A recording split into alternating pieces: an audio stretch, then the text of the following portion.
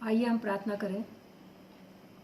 धन्यवाद धन्यवाद के साथ प्यारे पिता, आज एक बार फिर आपके चरणों में आते हैं। आज के पवित्र दिन के लिए हम आपका हृदय से धन्यवाद करते हैं कि आपने इस योग्य किया कि हम एक साथ मिलकर आपकी आराधना स्तुति कर सकें। आराधना स्तुति शुरू करने से पहले प्यारे पिता, हम तमाम उत्तम आशीषों के लिए आपको धन्यवाद देते हैं। हम में से हर एक के साथ होइए, हमारा आराधना करना आपको पसंद आए। जो भी वचन शेयर होता है वो हमारे लिए आवश्यक हो प्यारे पिता, और हम उस पर मनन करें और उसके अनुसार अपने जीवनों को चलाने वाले बन सकें।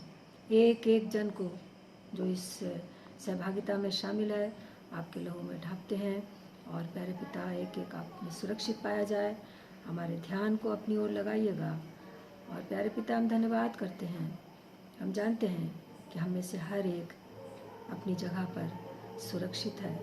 आपने हर एक को सही सलामती से रखा है। सो सारी बातों के लिए हम आपको धन्यवाद देते हैं और सारा आदर महिमा आपको देते हैं। इस धन्यवाद की भेंट को, इस विनती को आपके पुत्र यीशु मसीह के सामर्थी मीठे नाम में होकर, पवित्र नाम में होकर मांगते हैं। पिता परमेश्वर, सुनिए और ग्रहण कीजिए। आमीन। तू मेरे दिल का है अजीज, या मसीह या मसीह या मसीह। तुम बिन नहीं है कोई चीज, या मसीह या मसीह या मसीह। तू मेरा राजा है यीशु, बचाने वाला सद्गुरु, तन मन और धन का मालिक तू, या मसीह या मसीह या मसीह। हो दौलत दूसरे लोगों की, या मसीह या मसीह या मसीह। तू सच्ची दौलत है मेरी, या मसीह या मसीह या मसीह। क्या फायदा होगा सोने से, जब मौत आवेगी मेरे लिए। पुकारूंगा तब मैं तुझे, या मसीह या मसीह या मसीह। रात दिन तुझी से है बची, या मसीह या मसीह या मसीह। गोदुआ हो या गाऊंगी, या मसीह या मसीह या मसीह। तू सबसे पहले और पीछे तसल्ली देता है मुझे। तो प्यारा है सब लोगों से, या मसीह या मसीह या मसीह। Praise the Lord. हम आपके सामने आज एक्शन सॉन्ग कर रहे हैं और इसके द्वारा हम प्रभु की महिमा करना चाहते हैं। आप भी इसे देखिए और सीखिए, और आप भी इसे एंजॉय करके सीखिए और प्रभु की महिमा करें। ना देख देख देख बुरा, ना बोल बोल बोल बुरा, ना सुन सुन सुन बुरा, ना देख बुरा बोल बुरा सुन बुरा। यीशु प्यारा तेरा है, यीशु प्यारा मेरा है, यीशु प्यारा सबका है, यीशु प्यारा महान है। ना देख देख देख बुरा, ना बोल बोल बोल बुरा, ना सुन सुन सुन बुरा, ना देख बुरा बोल बुरा सुन बुरा।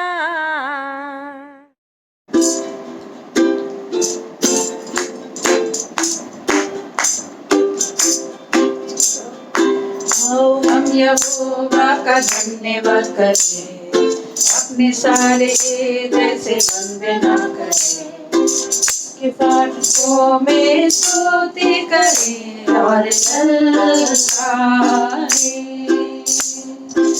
के फाटकों में स्तुति करें और तारे ललकारे, उसने बनाया हमें, वो है हमारा दान, जिसने भी हमको दान, वो है हमारा उद्धार। उसकी हो जय जय हो आराधना, वो है सभी का प्रधान।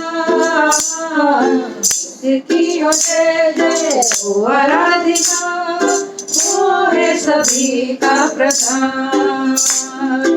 आओ हम यहोवा का धन्यवाद करें, अपने सारे हृदय से वंदना करें, उसके फाटकों में स्तुति करें और ललकारे।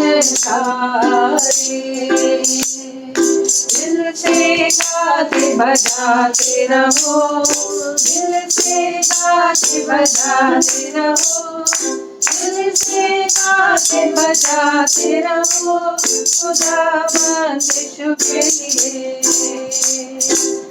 तारीफ आनंद करो, तारीफ आनंद करो, दिल से गाते बजाते रहो, खुदावंद यीशु के लिए। यीशु का नाम है सारी जमीन पर, जैसे हम पाते उद्धार। यीशु का नाम है सारी जमीन पर, जैसे हम पाते उद्धार। वो दुनिया में आया, नाम बहाया, दिया जहान का दिया। वो दुनिया में आया, नाम बहाया, दिया जहान का दिया। हमको बचाने मुक्ति दिलाने यीशु सलीब पर हुआ। यीशु का नाम है सारी जमीन पर, जिससे हम पाते उद्धार। चलते चलते नूर में यीशु के साथ, चलते चलते सामने यीशु के हाथ। मैं रहूँगा पछताऊँगा, मैं नूर में चलता रहूँगा। मैं यीशु के साथ में चलूँगा, उसके पीछे मैं चलूँगा, पीछे चलूँगा पता पाऊँगा, यीशु मेरा मुझे मजबूर। चलते चलते होते यीशु के साथ, चलते चलते थामते यीशु के हाथ। मैं रहूँगा पता पाऊँगा, मैं नूर में चलता रहूँगा।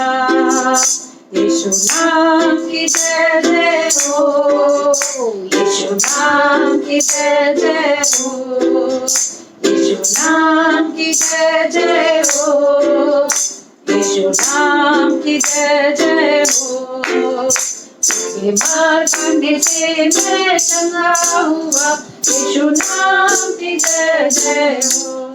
उसके मार करने से मैं चंगा हुआ, यीशु नाम की जय जय हो। मेरी बाती में तेरे प्रभु, मेरी बाती में तेरे, मेरी बाती में तेरे प्रभु, तेरे आने तक मैं तू ज्योति। गाओ सना गाओ सना गाओ सना राजा यीशु की। गाओ सना गाओ सना गाओ सना राजा यीशु की। मेरी बाती में तेरे प्रभु, मेरी बाती में तेरे, मेरी बाती में तेरे प्रभु, तेरे आने तक मैं तू ज्योति। घर कोई मेरे साथ आए, घर कोई मेरे साथ आए, घर कोई मेरे साथ आए, ना लौटूंगा ना लौटूंगा ना लौटूंगा ना लौटूंगा। यीशु के पीछे मैं चलने लगा, यीशु के पीछे मैं चलने लगा, यीशु के पीछे मैं चलने लगा। ना लौटूंगा, ना लौटूंगा, ना लौटूंगा, ना लौटूंगा। उसने दाग रास्ता पे ढूंढेगा, मेरी आत्मा को चंगा किया। झरियों के किनारे आधे हुआ पड़ा था, झरियों के किनारे आधे हुआ पड़ा था। उसने दाग रास्ता पे ढूंढेगा, यीशु यीशु यीशु मैंने तुझको पा लिया, यीशु यीशु यीशु मैंने तुझको पा लिया, यीशु यीशु यीशु मैंने तुझको पा लिया, मैंने यीशु को पा लिया। सारे मिलकर ताली बजाओ, सारे मिलकर ताली बजाओ, गाओ रब की सना, गाओ रब की सना, हमेशा रब की होवे सना, रब की होवे सना, हमेशा रब की होवे सना। कामों में है वो कैसा कादिर, कामों में है वो कैसा कादिर, उसकी कुदरत बता, उसकी कुदरत बता, हमेशा रब की होवे सना, हालेलुया रब की होवे सना, हमेशा रब की होवे सना।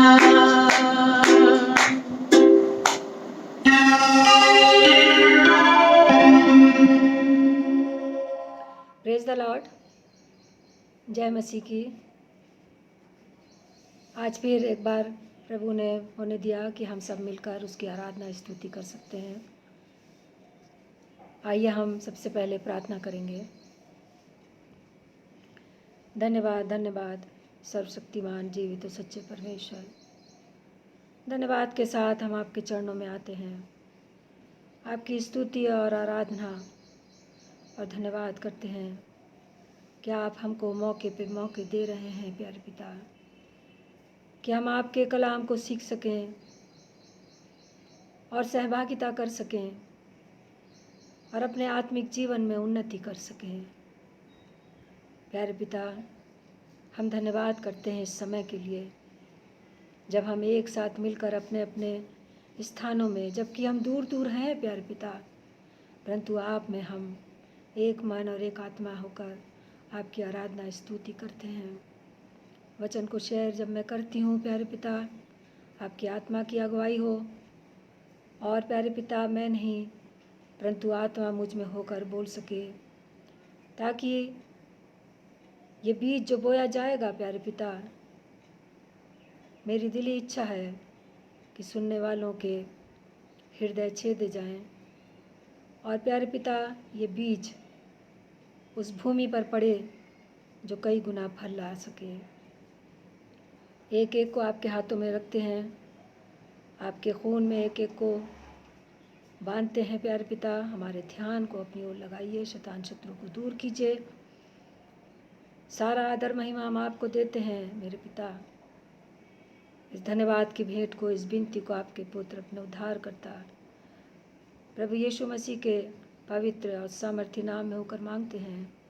सुनिए और ग्रहण कीजिए, आमीन। परमेश्वर का धन्यवाद करती हूँ आज के फिर एक बार इस समय के लिए जो उसने दिया है कि हम उसके वचन को आपके साथ शेयर करें। धन्यवाद करते हैं कि आज तक हमने जो काम प्रभु यीशु में शुरू किया है वो चल रहा है और बहुत से लोग आशीषित हैं और बहुत से लोग इसमें सहभागिता कर रहे हैं और आशीष पा रहे हैं। सो इस बात के लिए मैं प्रभु को बहुत बहुत धन्यवाद देती हूँ। आइए हम कलाम की ओर चलते हैं। पढ़ेंगे हम लूका रचित सुसमाचार, उसका 7वां अध्याय, उसकी 36 आयत से 50 आयत तक। वचन में निकाल लें लूका 7:36 से 50। फरीसी के घर पापनी स्त्री को क्षमा। फिर किसी फरीसी ने उससे विनती की कि वो उसके साथ भोजन करे। अतः वो उस फरीसी के घर में जाकर भोजन करने बैठा। उस नगर की एक पापनी स्त्री ये जानकर कि वो फरीसी के घर में भोजन करने बैठा है, संगमरमर के पात्र में इत्र लाई और उसके पाँवों के पास पीछे खड़ी होकर रोती हुई उसके पाँवों को आंसुओं से भिगोने और अपने सिर के बालों से पोंछने लगी और उसके पाँव बार बार चूमकर उन पर इत्र मला।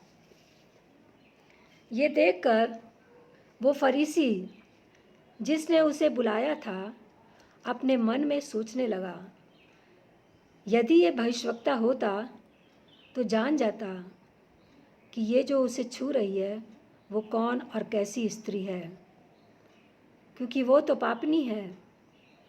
यीशु ने उसके उत्तर में कहा, हे शिमोन, मुझे तुझसे कुछ कहना है।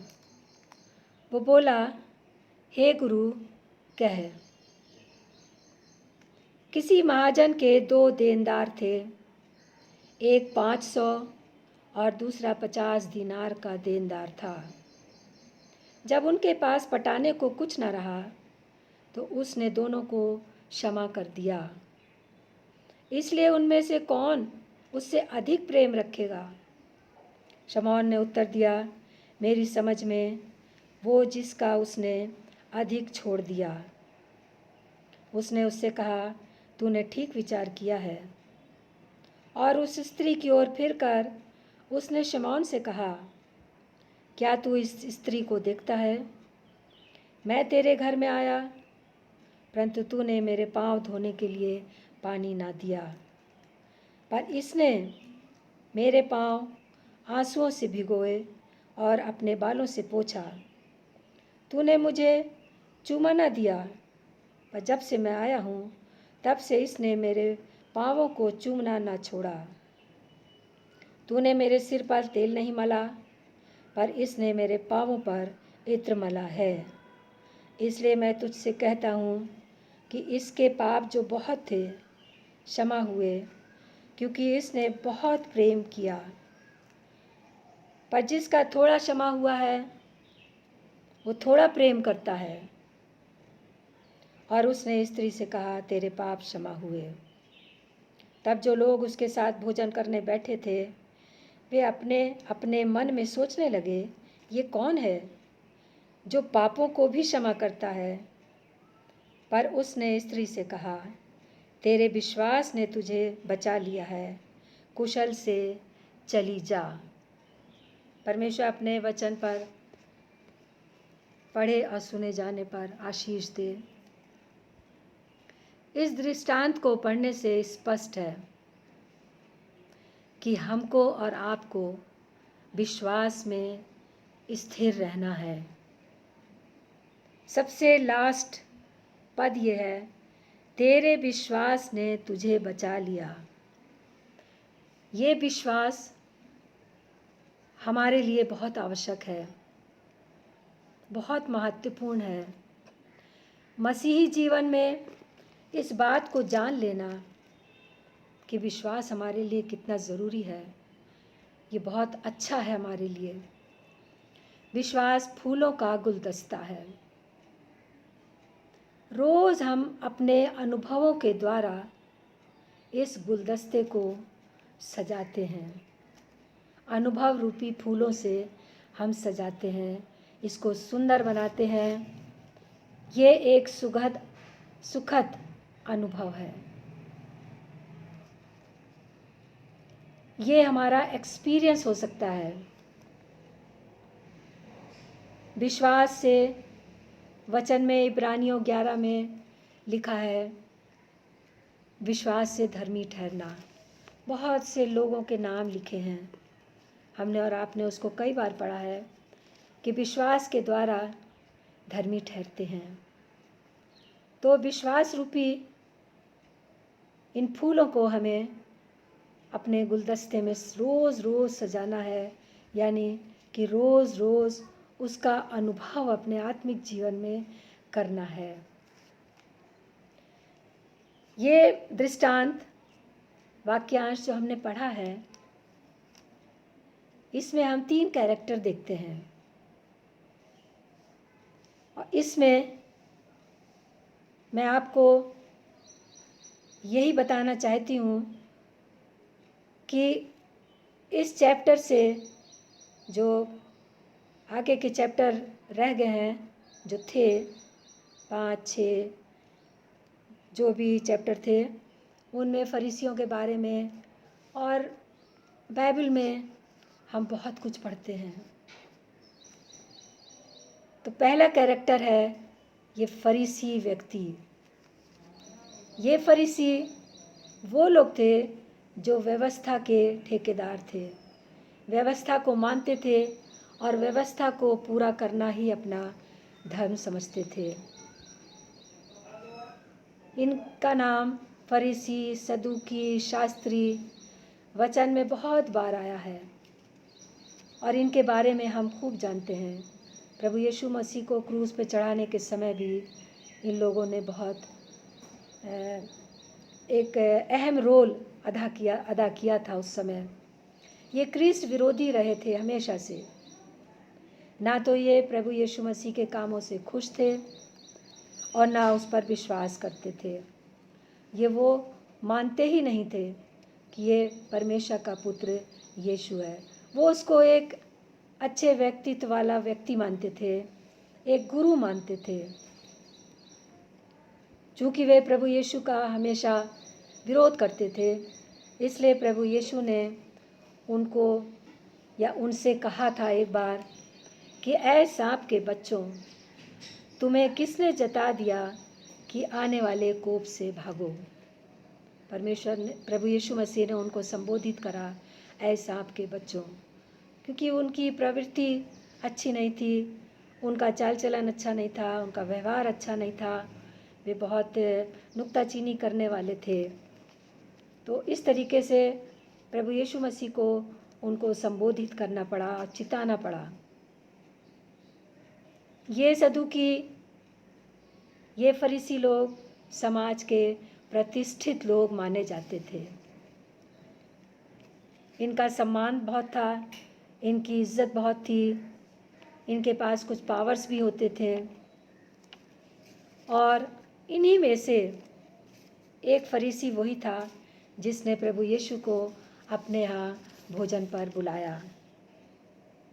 अब भोजन पर उसने इसीलिए बुलाया कि लोग देखेंगे और सोचेंगे, अच्छा ये फरीसी ने इस गुरु को, प्रभु यीशु को अपने घर बुलाया है, ये ज़रूर बहुत प्रतिष्ठित व्यक्ति होगा। ये धनी व्यक्ति तो था, ये सबको मालूम था कि ये धनी व्यक्ति है। और यही बात सोचकर उस फरीसी ने यीशु को अपने घर बुलाया था। वो सोचता था यीशु को अपने घर बुलाने पर उसकी इज्जत बढ़ेगी समाज में और लोग उसको वाह वाह करेंगे कि उसने प्रभु यीशु को अपने घर बुलाया खाने पर। लूका 15:2 में हम देखते हैं, चुंगी लेने वालों का वर्णन है। चुंगी लेने वालों से ये लोग बहुत ही नफरत करते थे, इनको अच्छा नहीं समझते थे। हम देखेंगे लूका 15:2 में, देखिए यहाँ लिखा हुआ है 15 की दूसरी आयत में लिखा हुआ है। चलिए पहली से पढ़ लेते हैं। सब चुंगी लेने वाले और पापी उसके पास आया करते थे। किसके पास? यीशु मसीह के पास, ताकि वे उसकी सुने। वो जो कलाम वो बोलता था वो उसको सुनना चाहते थे। पर फरीसी और शास्त्री कुड़कुड़ा कर कहने लगे, ये तो पापियों से मिलता है और उनके साथ खाता भी है। इस बात का उनको एतराज़ था कि प्रभु यीशु मसीह पापियों के पास क्यों जाता है, उन लोगों से क्यों मिलता है। उनको इस बात का गुमान नहीं था, इस बात का इल्म नहीं था कि प्रभु यीशु मसीह पापियों को बचाने के लिए ही आए, क्योंकि धर्मी लोगों को प्रभु यीशु की ज़रूरत नहीं, वो तो उसके हैं ही, परंतु पापी और रोगी लोगों के लिए प्रभु यीशु मसीह इस संसार में आए। प्रभु यीशु मसीह एक अद्भुत व्यक्तित्व वाले व्यक्ति थे, जिनका साथ लोगों को अच्छा लगता था। उनकी बातें उनको अच्छी लगती थीं, पर बहुत से लोग उसको खुलकर कह नहीं सकते थे। और फरीसियों में और प्रभु यीशु मसीह में वैचारिक मतभेद था, उनके विचार नहीं मिलते थे।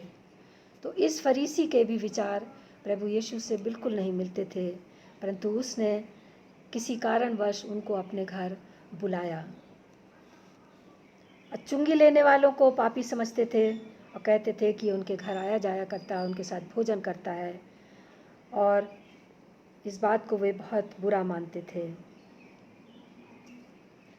यहाँ फरीसी के मन में हम देखते हैं एक संदेह उत्पन्न हुआ।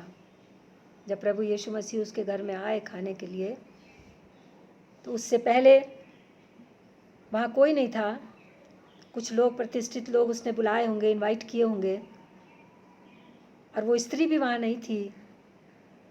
परंतु जब स्त्री आई, उसने उसकी प्रतिक्रिया देखी, तब उसके मन में संदेह उत्पन्न हुआ।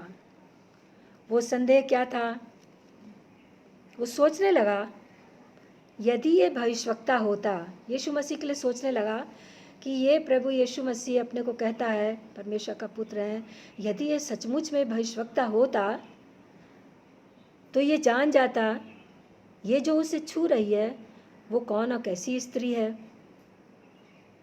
क्योंकि वो तो पापनी है। और ये सब लोग इस बात को जानते थे कि ये स्त्री एक पापनी स्त्री थी। याकूब 1:6 और 7 में हम देखते हैं कि प्रभु यीशु मसीह सिखाते हैं कि संदेह नहीं करना है। संदेह करने वाला पानी की लहरों के समान होता है, जो इधर उधर उछाला जाता है और स्थिर नहीं रहता है। तो कहता है कि हमें संदेह नहीं करना है।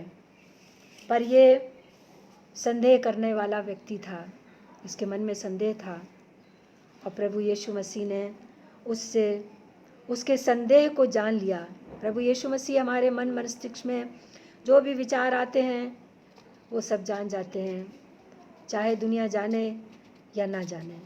परंतु प्रभु यीशु मसीह परमेश्वर हमारे मन के विचारों को खूब अच्छी तरह पढ़ लेते हैं। और यहाँ पर हम देखते हैं कि उस फरीसी को जब संदेह हुआ तो प्रभु यीशु मसीह ने उसको बोला, हे शिमोन। अब यहाँ प्रभु यीशु मसीह ने उसको नाम से संबोधित इसलिए किया क्योंकि हम पढ़ चुके हैं वचन में कि उस वहाँ पर और भी लोग उपस्थित थे, इसलिए प्रभु यीशु मसीह को उसका नाम लेना पड़ा। उसने कहा, हे शिमोन, तू क्यों संदेह करता है? और उसने ये बात भी वहाँ बोली वचन में कि ये लोग, फरीसियों के लिए बोला कि ये लोग होठों से तो मेरा आदर करते हैं, परंतु इनके मन मुझसे बहुत दूर हैं। प्रभु यीशु मसीह का आदर वे अपने होठों से करते थे, शब्दों से केवल, और मन से आदर नहीं करते थे, क्योंकि उनका मन प्रभु यीशु मसीह से बहुत दूर था। मत्ती 15:8 में ये बात लिखी हुई है कि परमेश्वर से मन दूर रहने वाले लोग दुचित्ते होते हैं, उनका मन इधर उधर लगा रहता है।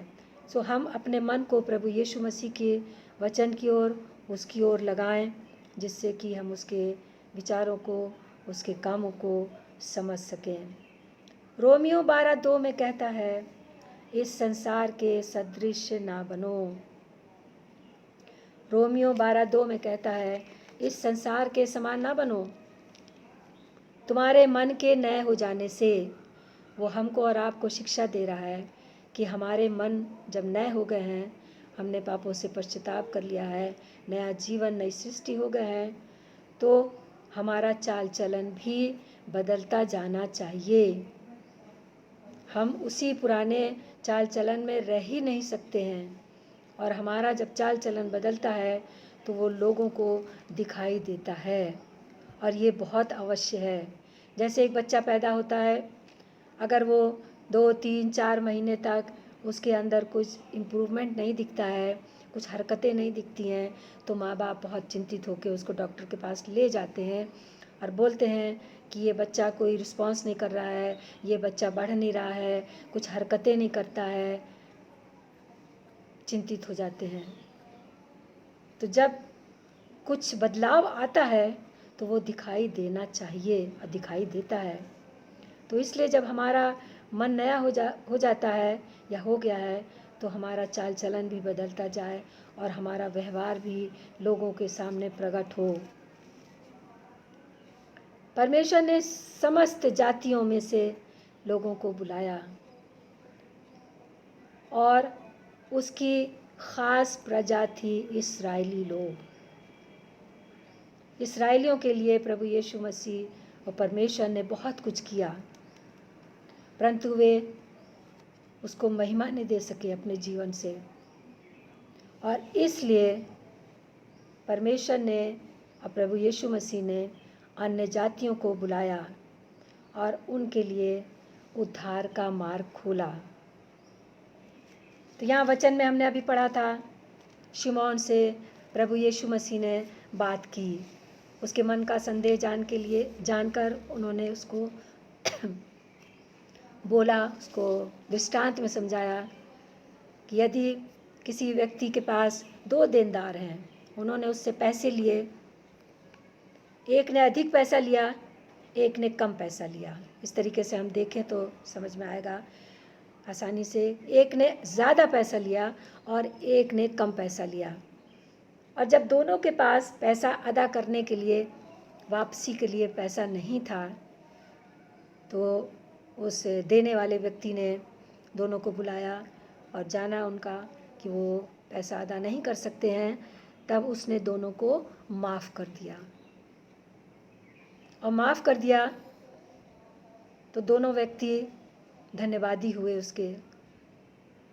हम भी जब किसी से कुछ लेते हैं, कुछ होता है, तो हम धन्यवाद करते हैं। प्रभु यीशु मसीह का भी धन्यवाद करते हैं बहुत सी बातों का, उन्होंने भी धन्यवाद किया। पर यहाँ प्रभु यीशु मसीह ने शिमोन से ये पूछा कि 500 दिनार या 50 दिनार देने वाला कौन अधिक परमेश्वर, कौन अधिक प्रभु यीशु मसीह से, या कौन अधिक उस व्यक्ति से जिसने पैसे दिए थे प्रेम करेगा। वैसे ही हम और आप हैं प्रियो, जब हमारे बहुत अधिक गुनाह माफ़ होते हैं, जिसके ज़्यादा गुनाह माफ़ होते हैं, वो अधिक परमेश्वर से या प्रभु यीशु मसीह से प्रेम करता है, उतना ही प्रेम करता है, क्योंकि वो जानता है कि अनगिनत असंख्य गुनाह उसके माफ़ हुए हैं, और वो उतना ही प्रेम करता है। तो जिसके अधिक पैसे माफ़ हुए थे, उसने अधिक प्रेम किया उस व्यक्ति से, क्योंकि उसका अधिक माफ़ हुआ था। दूसरा हम देखते हैं, एक दूसरा किरदार जो आता है वो है पापनी स्त्री का। ये बहुत ही महत्वपूर्ण किरदार है जिसके बारे में हम यहाँ देखेंगे। और ये पापनी स्त्री थी और बाद में बच गई, और इसलिए इसका नाम बाइबल में आया है, जिससे कि मनुष्य शिक्षा ले और कुछ सीख सके। 37वें पद में देखिए, यहाँ लिखा हुआ है, उस नगर की एक पापनी स्त्री ये जानकर कि वो फरीसी के घर में भोजन करने बैठा है, संगमरमर के पात्र में इत्र लाई। इस स्त्री ने कहीं से सुन लिया, किसी ने बताया होगा, ये जानकर कि वो सदूकी के घर में आई हुई है, फरीसी के घर में, वो उसके घर में आती है। और यहाँ हम देखते हैं कि बिना डरे, बिना पूछे, बिना हिचके कि कोई उसको भगा देगा या लोग उसको मारेंगे, पथरवा करेंगे, कुछ भी कर सकते हैं, बिना किसी डर के वो उस घर में घुसती चली गई। और उसके हाथ में एक इत्र की बोतल थी। तो जब फरीसी ने और प्रभु यीशु मसीह ने और दूसरे लोगों ने उसको देखा तो आश्चर्य किया कि ये पापनी, वो तो जानते थे कि पापनी है, और प्रभु यीशु मसीह भी देखकर ही समझ लेता है सब कुछ। वो भी जानता था कि ये पापनी स्त्री आई है। वो एक तिरस्कृत की हुई स्त्री थी, समाज में उसकी कोई इज्जत नहीं थी, बदनाम थी अपने व्यभिचार करने के कारण से, इस पाप के कारण। अब वो जानती थी कि एक दिन व्यवस्था के अनुसार उसको पथरवाह किया जाएगा और वो मार डाली जाएगी। और उसका मन बहुत बेचैन था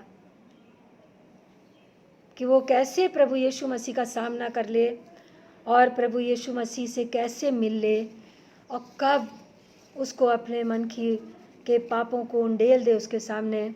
वही मौका को ढूंढ रही थी। और उसको जब पता चला तो वो बेधड़क बेखौफ होकर उसके फरीसी के घर में घुसती चली गई। उसकी इस तीव्र इच्छा को प्रभु यीशु मसीह बहुत अच्छी तरह समझ रहे थे, उसके साहस को समझ रहे थे।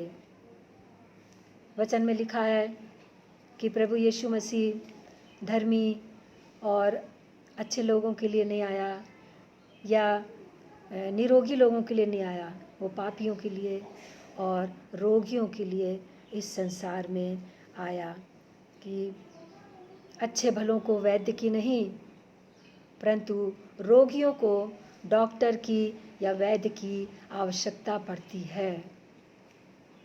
वो बहुत ही बोझिल मन से, पापों का बोझ लेकर प्रभु यीशु मसीह के से मिलने, उसके चरणों में अपना सब कुछ अर्पण करने के लिए यहाँ पर आती है। जैसे ही वो प्रभु यीशु मसीह के पास पहुँचती है, उसकी प्रतिक्रिया शुरू हो जाती है। चूँकि उसका मन बोझिल है, पापों और गुनाहों से भरा हुआ है, वो माफ़ी चाहती है और बोझ से दबी हुई है, पश्चातापी मन लेकर आई है। आते ही प्रभु यीशु मसीह के सामने उसकी प्रतिक्रिया क्या हुई कि उसकी आँखों से झरझर आंसू बहने लगे, परंतु वो मौन थी, कुछ कहने योग्य नहीं थी कि वो प्रभु यीशु मसीह से बोले कि मैंने ये गुनाह किए, मैं पापी स्त्री हूँ, मुझको क्षमा कीजिए ना। केवल और केवल आंसू बहा रही थी। और लिखा है कि वो उसके पैरों के पास पीछे जाकर खड़ी हो गई और उसके पैरों को आंसुओं से भिगाने लगी। आंसू मन की व्यथा को कहते हैं। मन में जब दुख, निराशा, पीड़ा होती है, पापों का बोझ होता है, तो आंसू के साथ वो बाहर निकलते हैं, आंसू के साथ वो बाहर बहते हैं। सो उसके मुंह से कोई भी शब्द नहीं निकल रहा था, केवल आंसू बह रहे थे और सब लोग उसको अवाक होकर देख रहे थे कि ये क्या हो रहा है। और इसी के बाद शमौन के मन में विचार आया, संदेह आया कि ये कैसा भविष्यवक्ता है, नहीं समझ रहा है कि कैसी स्त्री है, जिसको मैंने अभी आपको बोला कि फरीसी का कैरेक्टर कैसा था, वो कैसा व्यक्ति था, संदेह करने वाला व्यक्ति था, और उसने संदेह किया। यहाँ वो आंसू बहा रही है और इस आंसू बहाने के साथ हम देखते हैं वचन में एक और महिला का बहुत सुंदर वर्णन है, जो कि अपने जीवन से निराश होकर, उसके जीवन में कुछ भी खुशी नहीं थी। वो बांझ थी, उसके पास कोई बेटा नहीं था, और वो प्रभु यीशु मसीह की हैकल में जाती है। एली वहाँ का याजक है, और वो हैकल में जाती है और वहाँ पर जाकर जार जार रोती है। उसकी आँखों से आंसू बहते हैं, और प्रतिक्रिया यहाँ भी शुरू हो जाती है, उसकी आंसू बहना, और उसके होंठ हिल रहे थे। सिर्फ होंठों से कोई शब्द नहीं सुन पड़ रहा था, जिसको देखकर एली ने उसको कुछ कुछ कहा। तो उसने एली को बताया कि नहीं, ऐसी कोई बात नहीं है, मैं नशे में नहीं हूँ, मैं अपने परमेश्वर से अपने मन की व्यथा को बोलने आई हूँ। यहाँ पर हम देखते हैं कि इस स्त्री के आंसू बह रहे थे, और हन्ना जो स्त्री है जिसके बारे में मैंने अभी बोला, उसका दृष्टांत, उसके बारे में हम लोग सब जानते हैं। पहला शमूएल 1 उसकी 10 और 13वीं बात में यहाँ पर लिखा हुआ है कि किस प्रकार से हन्ना रोई और अपने व्यथा को आंसुओं में उसने बहाया, प्रभु यीशु मसीह के सामने उंडेला। भजन संहिता 51 की 17वीं पद में 17 वर्ष में हम पढ़ते हैं कि टूटा मन परमेश्वर को ग्रहण योग्य है। टूटा और पिसा हुआ मन परमेश्वर चाहता है। यदि हम टूटे और पिसे हुए मन से परमेश्वर के सन्मुख आते हैं तो परमेश्वर हमारी सुनता है। वो पिसे और टूटे हुए मन को तुच्छ नहीं जानता है, वो उसकी कदर करता है। सो हम जब परमेश्वर के सामने आए तो टूटा मन लेकर आए, और परमेश्वर हमारे टूटे मन को देखकर हमें आशीषित करेगा। टूटे मन वालों के समीप रहता है। भजन संहिता 34:18, भजन संहिता 34:18, प्रभु यीशु मसीह टूटे मन वालों के समीप रहता है।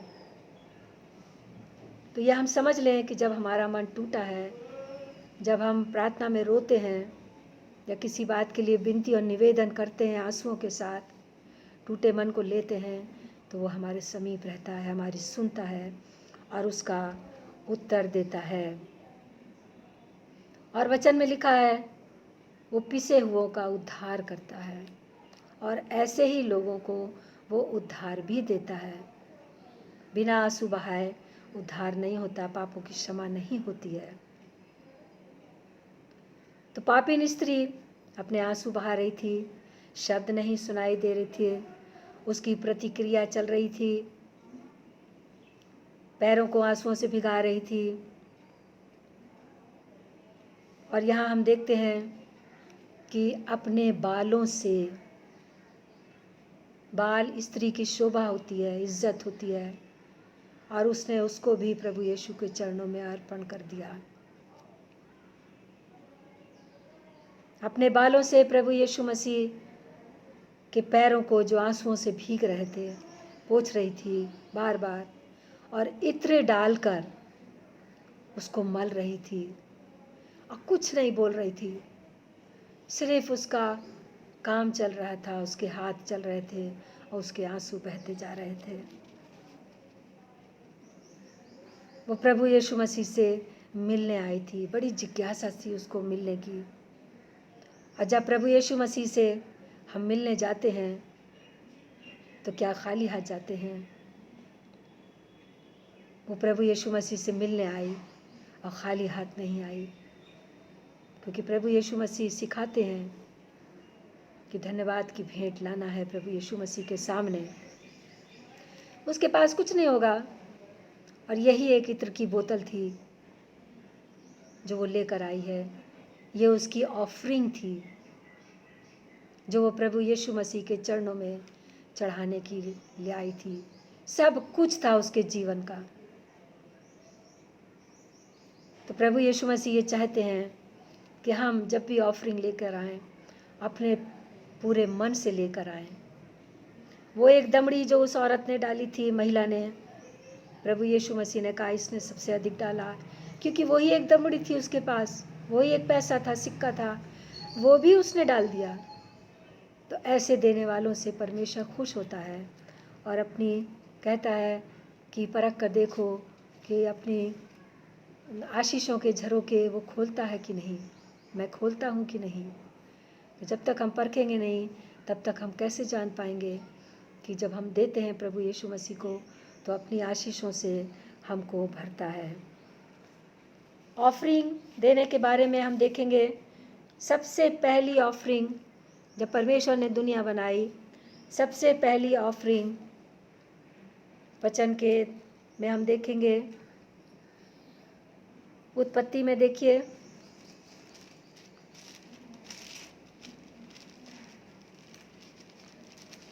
उत्पत्ति का 4 अध्याय निकाल लीजिए उत्पत्ति का। यहाँ देखिए 3 पद।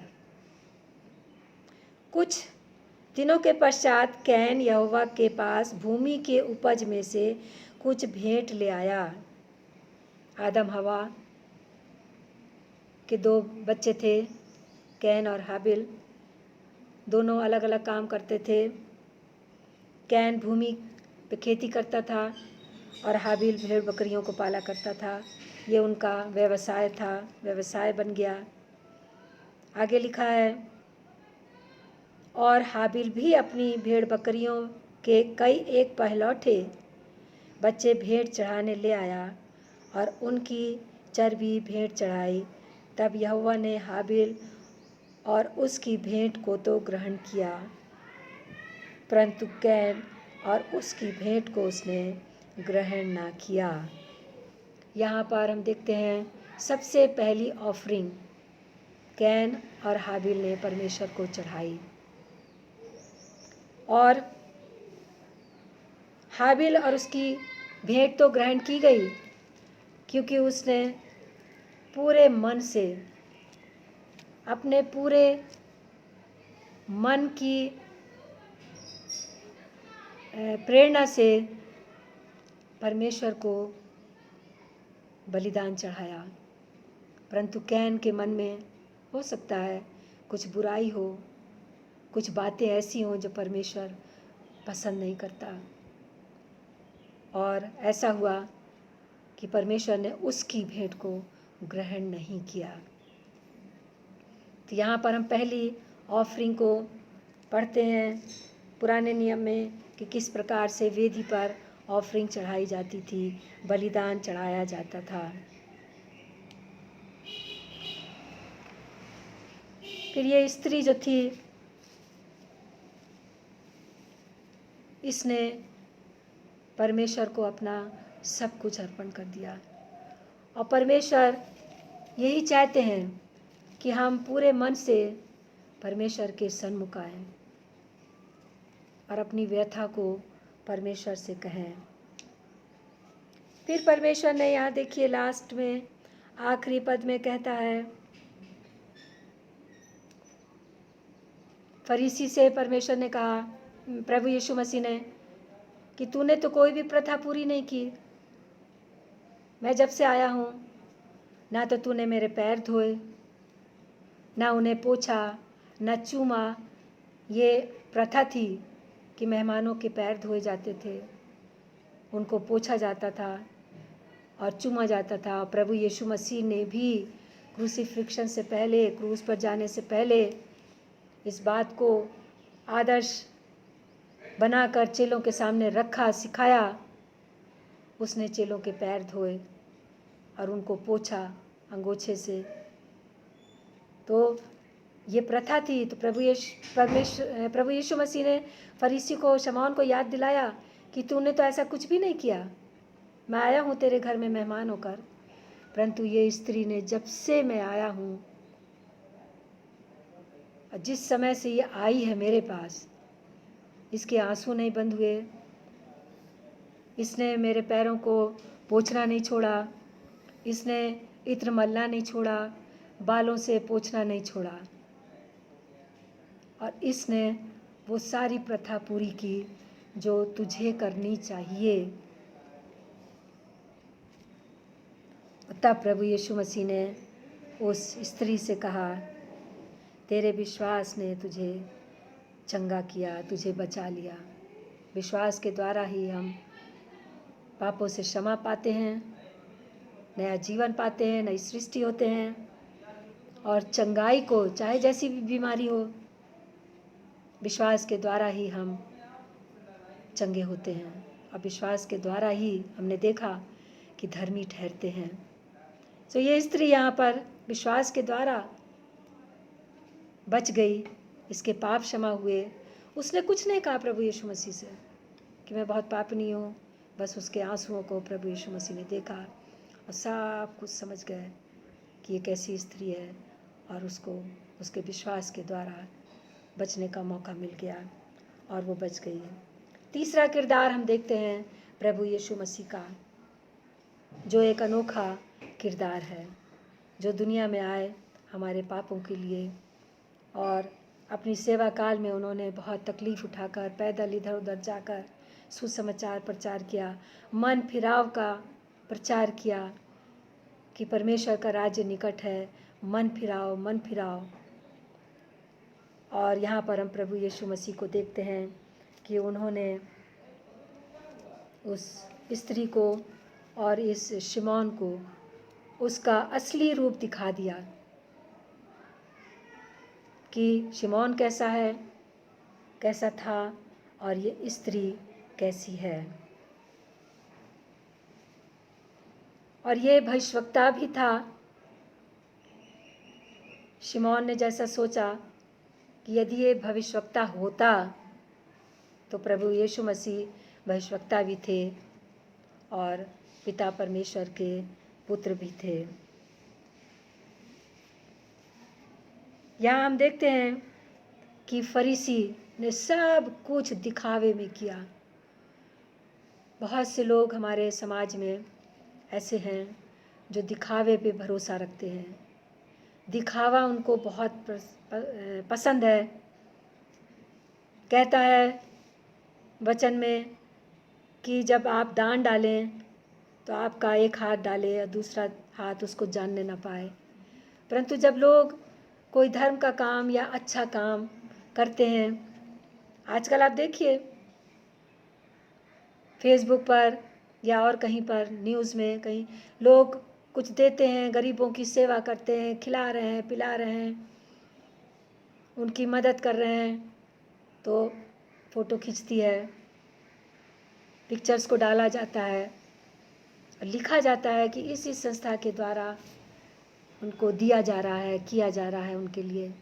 तो वे तो अपना प्रतिफल पा चुके हैं संसार में, लोगों के सामने उनकी वाहवाही हो गई, उनकी प्रसिद्धि हो गई, तो खुदा से उनको प्रतिफल नहीं मिलेगा। पर खुदा चाहता है कि जब हम खुदा की सेवा करें या खुदा के लिए कुछ दें तो गुप्त में करें। सो इस बात का ध्यान रखें कि जो सेवा हम करते हैं उसका हम चर्चा ना करें। इस फरीसी की तरह उसने दिखावे में आकर प्रतिष्ठित लोगों को बुलाकर दिखाया कि मैं प्रभु यीशु मसीह को अपने घर मैंने बुलाया है और मैं एक धनी व्यक्ति हूँ, मैं ये कर सकता हूँ। तो उसको तो प्रतिफल मिल गया। और ये स्त्री जिसके पास कुछ नहीं था, पूरा मन लेकर प्रभु यीशु मसीह के पास आई और अपना सब कुछ उसने न्यौछावर कर दिया। तो यहाँ पर हमने 3 किरदार देखे। सबसे आखिरी प्रभु यीशु मसीह का किरदार हमने देखा, जिसने फरीसी को ताकीद की कि तू कैसा है, दिखा दिया, उसने समझा दिया, और स्त्री को भी उसने क्षमा किया और स्त्री ने भी एक नया जन्म पाया। यहाँ पर याकूब 4:10 में हम देखते हैं वचन में, प्रभु के सामने दीन बनो। ये स्त्री दीन बनी, फरीसी नहीं बना दीन। उसने कोई ऐसा काम ही नहीं किया दीनता का। ये स्त्री दीन बनी और दीन बन के इसने जो कुछ भी किया उसका फल उसको मिला। तो लिखता है याकूब 4:10 में कि दीन प्रभु के सामने दीन बनो, तब वो तुमको शिरोमणि बनाएगा, बहुतों का अधिकारी बनाएगा, आपको ताज मिलेगा, आपको इनाम मिलेगा, प्रतिफल मिलेगा इसका। तो प्रभु यीशु मसीह हमें आदर्श दे गए हर बात का। हमें छोटा बनना है यदि हम बड़ा बनना चाहते हैं तो। प्रभु यीशु मसीह इस दुनिया में आकर छोटे से छोटा काम उन्होंने किया, छोटे से छोटे लोगों को उन्होंने चंगा किया, समाज के तिरस्कृत लोगों को उन्होंने अच्छा किया, उनके साथ भोजन किया, उनके साथ रहे, उठे बैठे, उनकी समस्याओं को, उनके दुखों को सुना, उसको समझा और उनको तसल्ली दी, उनके लिए प्रार्थना की, उन्हें शिक्षा दी, उन्हें समझाया कि कैसे जीवन जीना है। तो प्रभु के सामने दीन बनिए। और वचन में जो 9 गुणों का वर्णन किया गया है उसमें नम्रता भी एक गुण है कि ये गुण हमें पाया जाना चाहिए, क्योंकि ये गुण प्रभु यीशु मसीह में था, इस पापीन स्त्री में था ये गुण, हन्ना में ये गुण था। तो हमें और आप में भी नम्रता का गुण होना है कि नम्रता और दीनता के साथ हमें अपने जीवन को चलाना है। कहता है जो प्रभु यीशु में जीवित हैं वे आगे को अपने लिए ना जिए, परंतु उसके लिए जो उनके लिए मरा और फिर जी उठा। हम जो प्रभु यीशु मसीह में जीवित हैं अपने लिए ना जिए, परंतु प्रभु यीशु मसीह के लिए जी उठें, क्योंकि वो हमारे लिए मरा। तो हम प्रभु यीशु मसीह के लिए जी उठें और अपने पापों से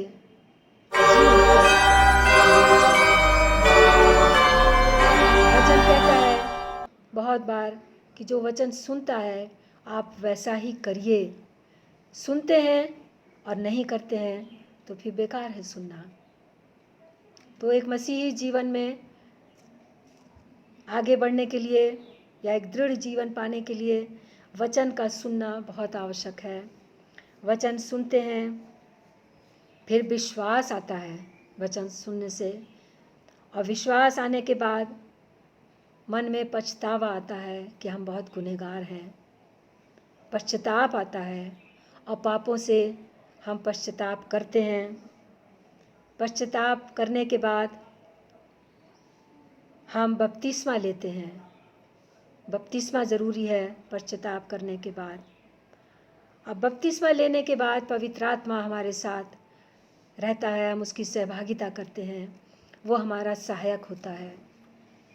क्योंकि प्रभु यीशु मसीह जब स्वर्ग पर गए और बोल कर गए कि मैं एक सहायक तुमको दूंगा, और ये पवित्र आत्मा हमारा सहायक है। और पवित्र आत्मा बपतिस्मे के बाद पवित्र आत्मा हमारा सहायक होता है और हम उसके अनुसार चलते हैं। और उसके बाद हमें चाहिए कि यहाँ तक ना सीमित रहें।